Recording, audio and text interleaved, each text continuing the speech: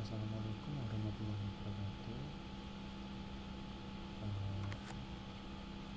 Perkenalkan, nama saya Ahmad Zul Farizal dengan NPM 004 dari kelas TU 5A. Pada kesempatan kali ini saya akan mempresentasikan tentang laporan akhir proyek mata kuliah optimasi sistem yang judulnya studi kasus economic dispatch menggunakan metode Lagrange multiplier dan particle sum optimization atau PSO.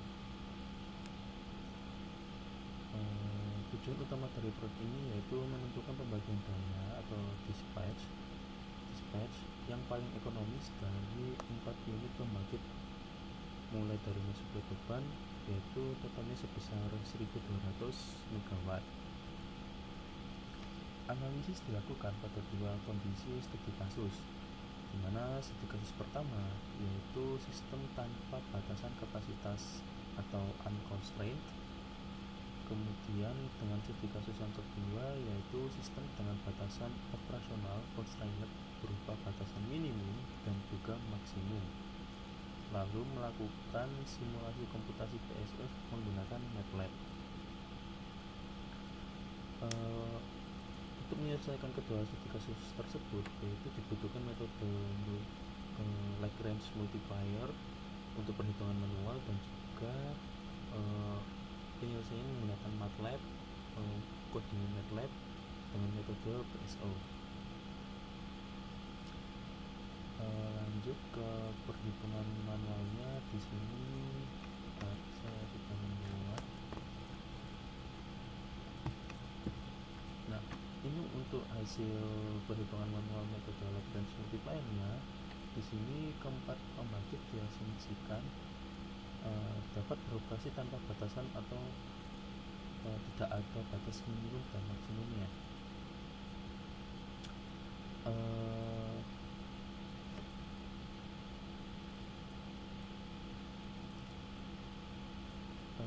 Langsung saja, yaitu dari hasil penurunan fungsi biaya dan substitusi beban sebesar 1200 MW didapatkan yaitu lambdanya 8,2704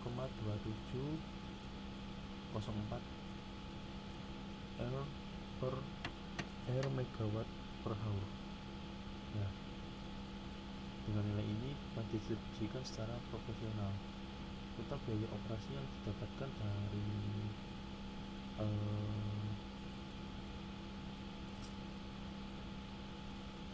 pembagian masing-masing dari pembangkit ini untuk total biayanya yaitu 10.467,785 rupiah per jam. Ya. Di sini diketahui juga bahwa untuk kita definisikan untuk input output power plan-nya itu bagaimana. Kemudian parameter nilai full cost-nya ini juga. Kemudian dari ini untuk nilainya ini saya dapatkan dari soal ya teman-teman. Kemudian untuk langkah pertama yaitu mengubah persamaan energi menjadi fungsi daya, dimana ini rumusnya yaitu full cost dikali HI atau H1, H2 dan H seterusnya. Sini perkaliannya yaitu 1 untuk semua ya teman-teman. Jadi 0,8 dikali 225 hasilnya 180, kemudian 0,8 dikali 8,4 hasilnya 6,72, 0,8 dikali 0,025 hasilnya 0,02. Itu juga seterusnya dilanjutkan dengan nilai full cost berikutnya yaitu 1,02 hasilnya didapatkan 743,58, 6,834 dan seterusnya, sehingga nilai F ini pun dapat kita asumsikan sudah ketemu nih. Untuk sebagai persamaan awalnya itu seperti ini semuanya dari keempat input output plan-nya. Kemudian mencari persamaan biaya incrementalnya nih, yaitu DF ini sesuai ya, DFI atau DP DF per DFI per DP per DFI per DPI. Ini sesuai jumlah total plan-nya tadi di atas kan ada 4, jadi disesuaikan. kan ketemu 6,72 ditambah 2 kali 0,002 ini dapatkan dari ini ya teman-teman. Kemudian P1 kemudian dijumlahkan 0,002 hasilnya 0,04. P1 sama dengan lambda ini kita asumsikan masih bentuk penuh karena inkremental unit. Kemudian dihitung dari unit kedua 6,834 ditambah 2 kali 0,08262 hasil ditemukan 6,834 diperoleh 0,016514 dan seterusnya hingga unit keempat. Setelah keempat-empatnya ini sudah ketemu, maka dilanjutkan mencari atau membuat persamaan daya dalam fungsi lambda.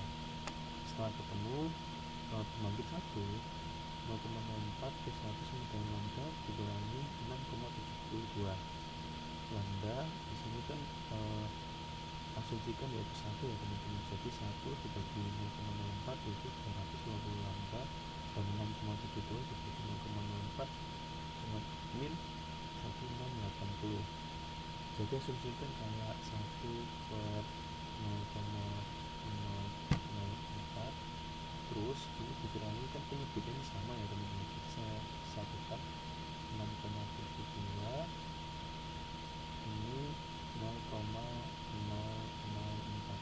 Begitupun juga seterusnya dapat sampai ke pembangkit 4 didapatkan totalnya itu sama 20 sama yang pembangkit 1 250 lambda min 1680. Lanjut menghitung nilai lambda dengan totalnya yaitu sigma P 1200 MW harus ketemu 1200 MW, tidak boleh lebih ya teman-teman. Sini diketahui pembangkit 1, pembangkit 2, pembangkit 3 dan pembangkit 4. Setelah persamaan ini sudah ditemukan, dimasukkan 250 lambda dikurangi 1680 dan seterusnya dengan persamaan 1200 MW.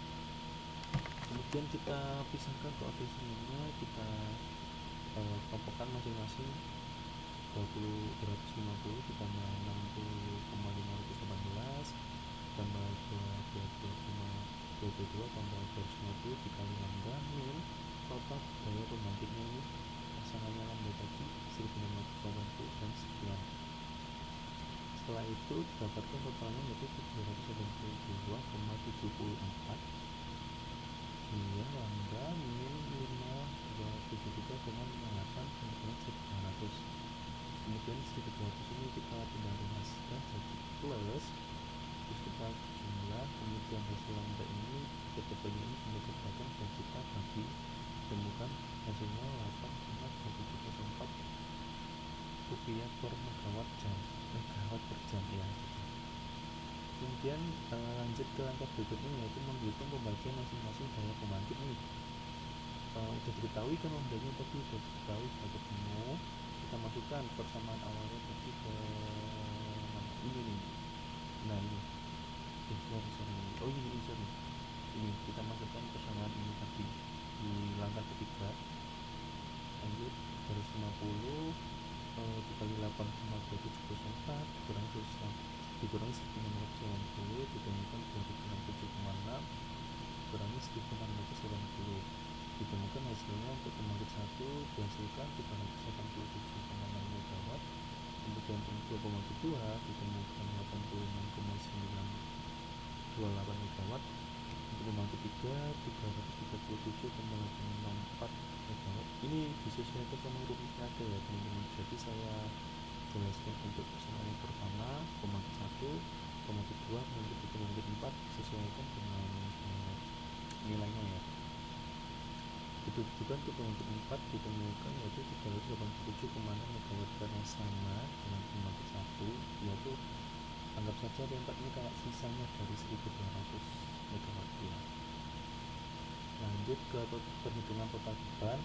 Setelah ketahui bebannya itu kita tambahkan jumlahnya dan ditemukan yaitu totalnya 1199,992 MW. Kita bulatkan ke atas yaitu menjadi 1300 MW.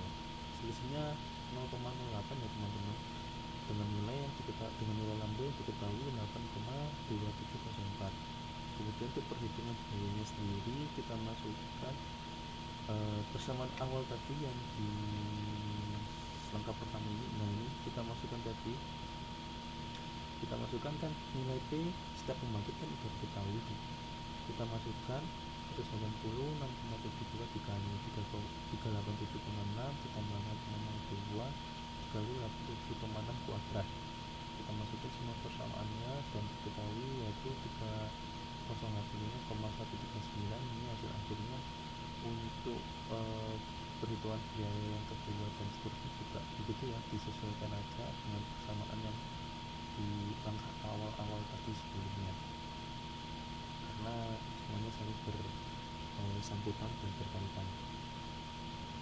Ini 743,587 ditambah 6,834 kali 86,98 dan seterusnya, dengan ditemukan totalnya yaitu 30,45,39 1400,083 2897,424 tambah 3085,139. Ditemukan total biayanya yaitu 10.467.785 rupiah per jam. Nah ini untuk perhitungan Lagrange multiplier, perhitungan manualnya. Nah kemudian kita masuk ke programnya, yaitu posisi garis pertama, inisialisasi menyebar 24 bit populasi dengan posisi yang acak. Kemudian variabel yang dicari yaitu P1 hanya P1, P2, P3, sedangkan untuk P4 yaitu dependent, variabel dependent atau mengambil sisa dari P1, P2, dan P3. Ini untuk inisialisasi awal saya definisikan nilai Y 0,9, C1 0,5, saya tetapkan C2 0,5 juga. Untuk nilai R1 R2 saya buat random, jumlah populasi partikelnya sebarang sebesar 50, jumlah variabelnya ini. Nah kenapa saya buat P4 ini otomatis, karena P4 itu kan dari total beban dikurangi ketiga beban ini, jadi anggap saja dependent, yaitu sisanya yang diambil. Iterasi maksimum yang ini masuk dalam looping ya, 100 saya buat 100, posisi awal range-nya 0 sampai 1200 ya. Variable X saya buat random dengan jumlah populasi, saya bandingkan dengan jumlah variabel dikali 500. Lalu fungsi dari objektif ini yaitu biaya total dihitung berdasarkan rumus polinomial biaya bahan bakar. Jadi di sini kita masukkan rumusnya ya, sesuai dengan perhitungan manual tadi. Nah ini saya bilang tadi yaitu P4 mengambil sisa dari 700 dikurangi total beban P1 sampai P3. Oke, kemudian di sini ada penalti, yaitu fungsi penalti itu gimana sih? Agar nilai P4 ini tidak minim ya teman-teman, jadi dipastikan itu 0, 1E 10 dengan di belakang angka komanya yaitu 0,000001. Jadi dipastikan jangan sampai nilainya minus. Lanjut untuk mencari nilai di base, ini juga sudah dipelajari juga ya, ini dari kajian sebelumnya juga saya masukkan dan sesuaikan dengan data dan nilainya. Kemudian untuk hasil runningnya sendiri kita run di sini. Nah ini jumlah sebaran partikelnya, kemudian jumlah iterasinya juga naik, yaitu totalnya 100 agar konvergen. Nah kemudian grafiknya ini ada lonjakan besar, yang paling tinggi itu di 10.537,6, kemudian mulai turun dan mulai stabil 10.479, mulai stabil di iterasi 48, iterasi ke 37, 38, 35 ya. ketiga, iya 35 daerah sini akan stabil dan konvergen hingga iterasi ke 100. Terus kita cakap window ini cepat sama, iya mulai ke 35 ya, ini 34 35, iya bener ya. Dan ini 97 87 86 nilai kemana berubah 91, dan di akhirnya itu tepatnya di iterasi 80 mulai stabil 10.467,85, dan ini total biaya yang dikeluarin yaitu 10.467,85. Ini ada selisihnya juga, dan sini untuk selisihnya yaitu bagian analisanya 0,005,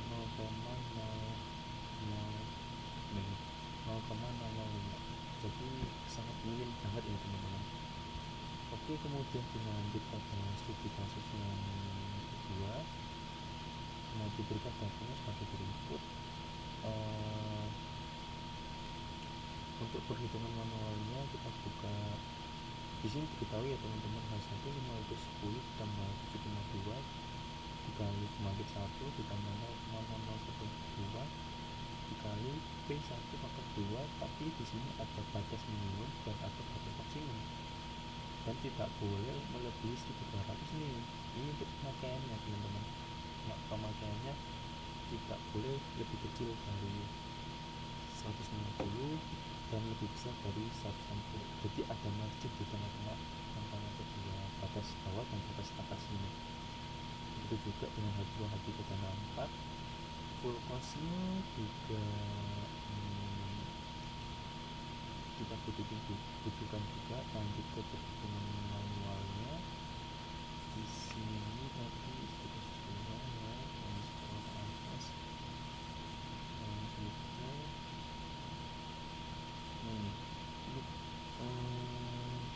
nah untuk studi kasus yang kedua, di sini saya mau dari sini Lagrange multiplier untuk output kita masukkan semuanya sesuai data pada studi kasus. Lanjut untuk menentukan fungsi biaya, ini sama kayak angka awal tadi, kita kalikan dengan full cost-nya, kalikan satu per satu, temukan 408 5,76 P1 ditambah 0,001136 P1 kuadrat. Untuk P2 juga, P3, P4 dan seterusnya, temukan 70,2 7,173 P3 ditambah 0,00338 P3 kuadrat. Lanjut nih ke langkah kedua, yaitu mencari biaya incremental, sama kayak di kasus sebelumnya, tapi di sini saya jadikan satu, mengingat incremental bersamaan ini ada korelasinya, jadi bisa dibagi nih cara cepatnya langsung. DF1 per DP1 ini saya buka dengan pembangkitnya masing-masing 5,76 ditambah 2 kali 0,01136 ditemukan 5,76 ditambah 0,002272 plus 1 sama dengan lambda. Ini jangan sampai kelewat ya, soalnya pasti begitu kan. Kita langsung masukkan persamaan ini di sini 0,02272 plus 1 sama dengan lambda dikurangi 5,76. Kemudian ini juga sama kayak 1 dengan penyebut yang sama, ini turun ditemukan 440 140 lambda min 2535,21. Seterusnya juga berlaku disesuaikan dengan hasil ini ya, dimasukkan ini yang garis kedua. DF3 juga sama, kemudian DF4 dan DF4. Nah, untuk hasilnya ini pasti kita dibutuhkan persamaannya nanti untuk mencari nilai incremental dari lambda. Nah, di sini kenapa saya memulai dengan perhitungan iterasi ke 1? Mengingat di sini ada batas bawah dan juga ada batas atas. Tidak seperti studi kasus yang pertama, yaitu di mana semua bebannya itu bisa kita alokasikan bebas asalkan tidak lebih dari 1200 MW. Di sini saya masukkan persamaannya sigma P totalnya 1200 MW. Dari persamaannya kita dapat tadi, kita tuangkan koefisien dan konstan juga, kita masukkan Di sini didapatkan untuk iterasi pertama lambdanya yaitu 7,149. Lanjut ke iterasinya. Kenapa langsung lanjut ke iterasi ke 1? Karena di sini ketahui bahwa nilai pembangkit 1 pada iterasi ke 1 tidak sesuai karena melebihi batas maksimum yaitu 600 MW. Nah, tidak sesuai karena nilai lambdanya itu begitu kecil atau tidak sesuai untuk perhitungannya. Begitu juga untuk seterusnya pembangkit 2 yang harusnya tidak boleh melebihi dari 400 MW malah lebih besar 608,90 MW. Di sini juga menjadi tidak karuan untuk datanya, dan ini ada nilai minus tidak sesuai karena kurang dari 50 MW untuk atas bawahnya antara pembangkit 3 dan pembangkit 4. Nah, kalau gitu kan ini nilainya minus, saya bisa dong cari ke iterasi ke berikutnya. Di sini kan kalau maksimal kan bisa ditetapin 400 nilai maksimal, dan ini menjadi 600 nilai maksimal tidak boleh dan tidak boleh lebih maksudnya. Karena tidak sesuai, maka lanjut ke iterasi kedua. Kita set nilainya jadi default 600 kita masukin karena sudah batas maksimal. Begitu juga untuk pembangkit kedua yaitu 400 MW, ini juga karena sudah batas maksimal. Nah, maka kita lanjutkan ke menghitung sisa beban. Sisa bebannya dipakai mana dong? 1200, 3600, 3400, ini sisanya 200 MW. Nah, kita pakai ini sisanya 200 MW untuk mencari P3 dan juga P4. Nah, kita masukkan persamaannya tadi ini 115 untuk ini untuk P3 sampai P4 nya di sini. Ya, di sini kita pisahkan antara lambda dan juga bukan bebannya dengan bebannya yaitu 200, tidak boleh lebih dari 200. Untuk penggunaannya dikasih suplainya ditemukan sebesar lambda baru yaitu 7,6213. Nah, ini baru nih kita cari ini, kita masukkan persamaannya dan kita masukkan nilai lambdanya, dan boom, ini sudah sesuai karena nilai 50 itu margin tidak kurang yaitu 51,668 MW dan kurang dari 200 dikatakan aman. Begitu juga untuk pembangkit nomor 4, dikalinya 2,11 lambda dikurangi 25 kita masukkan nilai lambdanya dan ketemu 148,32 MW. Ini sudah mengikuti kriteria dimana dalam batas aman 50 kurang dari 148,32 kurang dari 350. Nah, ini pembangkit 1 dan pembangkit 2 kan sudah diketahui 600, 400, P3 51,08 dan P4 148,32. Untuk kita jumlahkan totalnya yaitu 1199,98 MW ketika dibuatkan ke atas yaitu 1200 MW dengan nilai lambda baru yang diketahui yaitu 7,613. Nah, ini untuk total biaya penggunaannya nih efisien.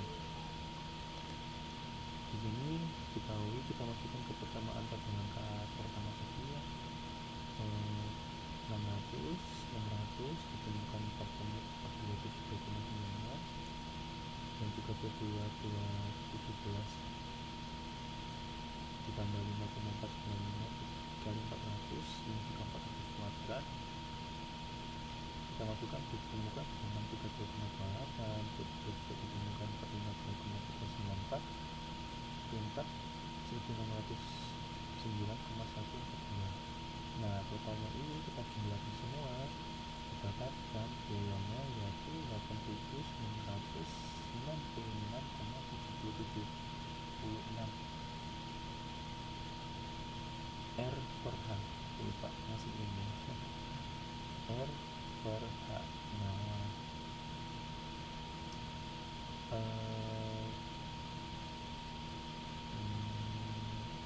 baik manual ataupun laptop itu menghasilkan angka yang konsisten dengan desimalnya yaitu 8,966,38 rupiah per jam. Kita buktikan di laptopnya teman-teman untuk menggunakan metode PSO. Di sini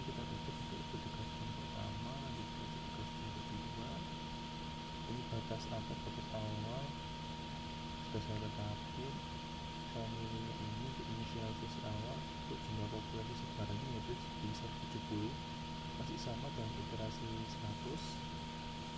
Kita masukkan data GPS manual plus 2. Ini untuk loop PSO nya, dan itu juga sama, masih sama dengan pertemuan pertama. Kita run, nah di sini masih jalan. Sebaran partikel kasus 2 dengan iterasi 100 kita pilih 100. Di sini stay di angka 400. Setelah itu, nah ini untuk perbandingannya atau lonjakan tinggi sekali, dapat 8994,17, mendekati 8.995. Ini kayak mahal banget ya gitu.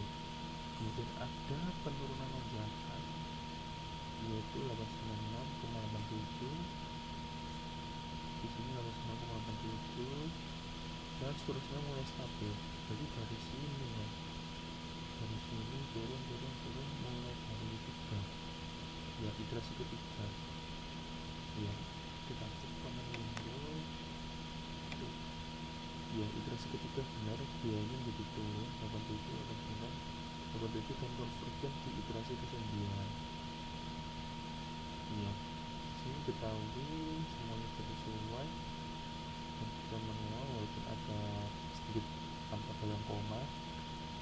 Nah ini diketahui 896,87, setelah di perhitungan manualnya 8966,776. Nah kita analisa.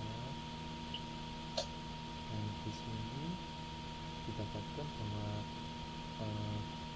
P1 600, PSU 600 maksimal gitu ini juga overbalance, dan selisihnya yaitu 0,04, dan ini juga sesuai dengan Fed.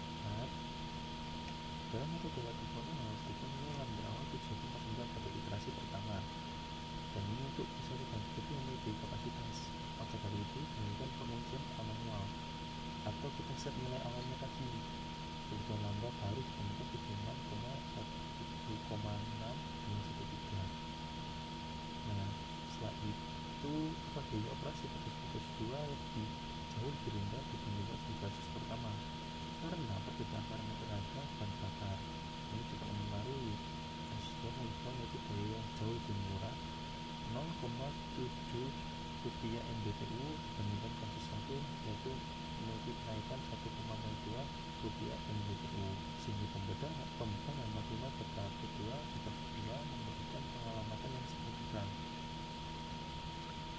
Sebagai kesimpulannya, metode regresi multiplier memberikan hasil, namun rumit jika batasan yang dilanggar atau butuh iterasi manual lebih banyak lagi. Nah itu rumitnya kalau bisa kayak ini kayak mana ya, kayak tadi ini kalau nggak sama atau melebihi maksimal akan melakukan iterasi, dan itu setiap iterasi membutuhkan waktu yang lama dan kayak kurang efisien.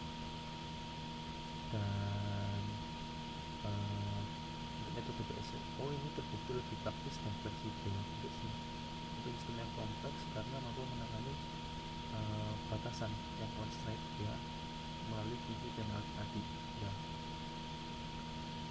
Mungkin demikian presentasi dari saya yang dapat saya jelaskan. Terima kasih atas perhatiannya. Mohon maaf, saya akhiri. Wassalamualaikum warahmatullahi wabarakatuh.